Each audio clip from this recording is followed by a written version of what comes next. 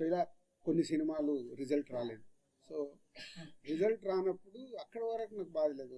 Family star release అయ్యాక release రోజు నా గ్రాండ్ సన్ ఫోన్ చేశాడు. వాడికి మరి ఎలా చెప్పారో ఏంటో తెలియదు, తాత చాలా అప్సెట్లో ఉన్నావంట, నువ్వు అప్సెట్ అవ్వకు, ఎందుకంటే నీ చేతిలో గేమ్ చేంజర్ ఉంది, నువ్వు గేమ్ చేంజర్ కొడతావని. It's emotional moment for me. ఏంటి వీడు కూడా ఫోన్ చేసి, ఏజ్ ఇస్ 7 years బాయ్, నా గురించి ఇంత కన్సర్న్గా ఉన్నాడు అన్న తర్వాత నాలో మళ్ళీ ఒక చేంజ్ తీసుకున్నాను. నోనో, ఒక 7 years బాయ్ కూడా అడుగుతున్నాడు ఇలా అని అంటే ఏంటి, ఎక్కడ ఇన్స్పైర్ అవ్వాలి. సో సినిమాలు మళ్ళీ పాత రోజుల్లాగా నేను ఎక్కడ మిస్ అవుతున్నాను, ఎలా పట్టుకోవాలి అని ఒక టార్గెట్ స్టార్ట్ అయింది. నాట్ ఓన్లీ ఆరాంష్, వాడి పేరు, మై గ్రాండ్ సన్ పేరు ఆరాంష్ అని కాదు, చాలామంది ఏమైంది సార్ మీడియా మిత్రుల్లో ఉన్నా, మీ సినిమాలు రావట్లేదు, మీకు రిజల్ట్ వస్తలేవు, దిల్ రాజు జడ్జ్మెంట్ అయిపోయిందా, ఇలా రకరకాలుగా శ్రేయోభిలాషులు మాట్లాడడం కావచ్చు, ఇండైరెక్ట్గా మాట్లాడడం కావచ్చు, చెవున పడుతూ ఉంటాయి. ఆ టైంలో నాకు ఒక ఫియర్ స్టార్ట్ అయింది, అంటే నిజంగా నా జడ్జ్మెంట్ పోయిందా, నిజంగా ఇంకా నేను రైట్ సినిమాలు ఇవ్వలేనా, లేదు కాంబినేషన్కి వెళ్ళిపోవాలా. ఇలాంటి టైంలో ఒకరోజు అనిల్ రావిపూడి కూడా ఇట్లా నా క్లోజ్ ఉండే డైరెక్టర్స్తో కాన్వర్సేషన్ స్టార్ట్ అయింది. సార్ ముందు ఉన్నదానికి ఇప్పటికీ నాలో ఏదో తేడా కనిపిస్తుంది, మీ అబ్జర్వేషన్ ఏంటి, నా క్లోజ్ ఉన్న వాళ్ళకి. లేదు లేదు సార్ మీరు సేమ్ చేస్తాను, లేదు సేమ్ చేస్తే నా ఈ రిజల్ట్లు ఇంకా చేంజ్ కాకూడదు, ఎక్కడో ఏదో. మా శిరీష్ గారు ఇక చెప్తూనే ఉంటారు, లేదు లేదు నువ్వు ఓవర్లోడ్ అవుతున్నావు, ఓవర్లోడ్ వల్ల యు ఆర్ నాట్ కాన్సన్ట్రేటింగ్. న్యాచురల్గా పనులు పెరిగినప్పుడు వర్క్ స్ప్లిట్ అయిపోతుంది, అది ఎవరికైనా. నా పరిస్థితి కూడా అలాంటిది. లేదైతే I want is a steam line, దేని దానికి ఎలా చెయ్యాలి అని. సో ఎప్పుడు ఇక్కడ సినిమా ఫీల్డ్లో సక్సెస్ ఉంటేనే వాల్యూ ఉంటుంది, అది ఎవరికైనా. మనం గతం కూడా చూస్తూనే ఉన్నాం, సక్సెస్ లేకుంటే వాల్యూ ఉండదని కాదు, సక్సెస్లో ఉన్నప్పుడు ఉండే వాల్యూ సక్సెస్లో లేనప్పుడు మనం మెల్లిగా మెల్లిగా డ్రాప్ అవుతున్న కొద్దీ మన పైన ఆయన ఫ్రీగా ఉన్నాడు రా పిలుద్దామని పిలుస్తారు తప్పితే ఎమోషన్తో పిలవాలి ఎక్కడికైనా పిలవాలంటే. సో అక్కడ నాకు ట్రిగ్గర్ అయింది, లేదు ఇప్పుడు చేతిలో ఏం సినిమాలు ఉన్నాయి, ఈ సినిమాలకి రిజల్ట్ ఎలా తెచ్చుకోవాలి. అలాంటి టైంలోనే శంకర్ గారి ఇండియన్ 2 రిలీజ్ అవ్వడం, ఇండియన్ 2 రిలీజ్ అయ్యి రిజల్ట్ మనందరికి తెలిసిందే. సో అక్కడి నుంచి శంకర్ గారి మీద కూడా, ఇంకా శంకర్ గారి దగ్గర నుంచి వస్తున్న గేమ్ చేంజర్ ఎలా ఉంటుంది, ఎక్కడ కూడా సినిమా పైన ఒక ఇంట్రెస్ట్, ఒక హీరో గారు తప్పితే ఇంట్రెస్ట్ క్రియేట్ చేయలేకపోతున్నాము. బయట కూడా శంకర్ గారు ఏం చేస్తారండి, ఇప్పుడు ఇక రాజు గారు కూడా జడ్జిమెంట్ ఎలా ఉంది చూస్తున్నాం కదా, ఈ సినిమా ఎలా ఉంటుంది, ఏం వర్క్ అవుతుంది, రకరకాలు వింటూ ఉన్నాం. సో వింటూ ఓన్ చేసుకుంటూ, లేదు ఈ సినిమా ఏది నమ్మాను, శంకర్ గారు కథ చెప్పినప్పుడు 4 years బ్యాక్ ఏమి బిలీవ్ చేశాము అది ఉందా, సినిమాలో అది డెలివరీ చేస్తున్నామా అనే దాని మీదనే నంబర్ ఆఫ్ టైమ్స్ డిస్కషన్ పెట్టుకొని శంకర్ గారితో కూడా మాట్లాడుతూ, జనరల్గా మీ అందరికీ తెలుసు శంకర్ గారు ప్రొడ్యూసర్స్కి అంత యాక్సెస్ అనేది సినిమా విషయంలో, క్రియేటివిటీ విషయంలో ఏ పెద్ద డైరెక్టర్ కూడా ఇవ్వరు. సో బట్ నేను అప్రోచ్ అవుతూ ఎప్పటికప్పుడు, సార్ మీరు చెప్పిన కథ ఇది, మళ్ళీ మళ్ళీ మీరు చెక్ చేసుకుంటూ ఉండండి, ఈ సినిమా రిజల్ట్ మీకు నాకు చాలా ముఖ్యం, హీరో గారికి ఎలాగో ముఖ్యం, RRR తర్వాత వస్తుంది కాబట్టి ఆయనకు ముఖ్యమే. సో వెరీ ఇంపార్టెంట్ ఫిలిం అని వర్క్ చేస్తూ చేస్తూ చేస్తూ ఎస్ కమ్బ్యాక్గా వస్తుంది. నేను ఇప్పుడు ఓన్ చేసుకుంటున్నాను, yes it's a comeback film for me after long time. Telugu స్టేట్స్లో ఏ రకంగా తీసుకున్నా లాట్ ఆఫ్ విజిల్స్ కొట్టే మూమెంట్స్ ఉంటాయి.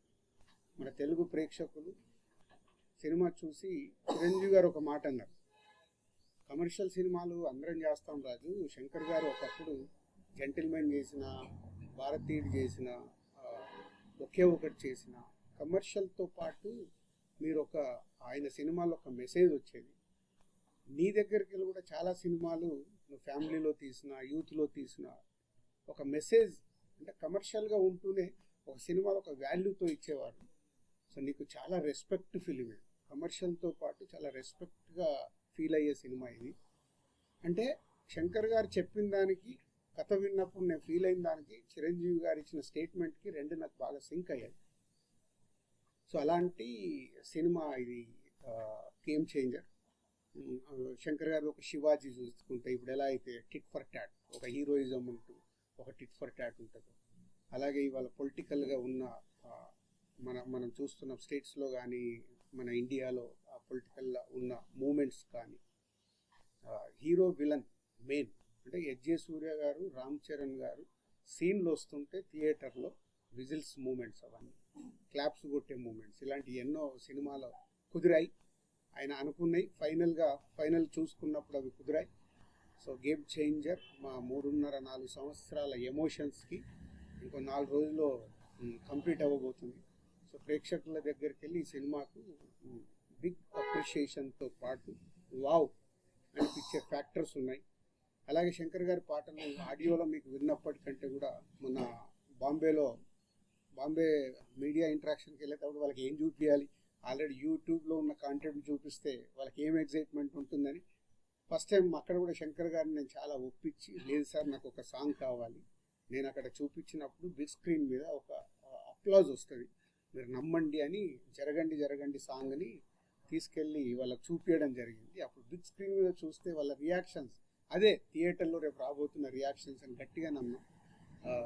సో ఆ మీడియా కంపెనీ అక్కడ చూపించడం జరిగింది. సో వాళ్ళ దగ్గరికి వెళ్ళి వచ్చిన దాని ప్రకారం రేపు సాంగ్స్ కూడా శంకర్ గారి పాటలు మన అందరికీ తెలిసిందే. థియేటర్లో చూసినప్పుడు ఆయన విజువలైజేషన్ కానీ, ఆ గ్రాండియర్ కానీ, 75 crores పాటల మీద స్పెండ్ చేశాం గేమ్ చేంజర్కి. సో రేపు అవి అద్భుతంగా స్క్రీన్ మీద కనిపించబోతున్నాయి.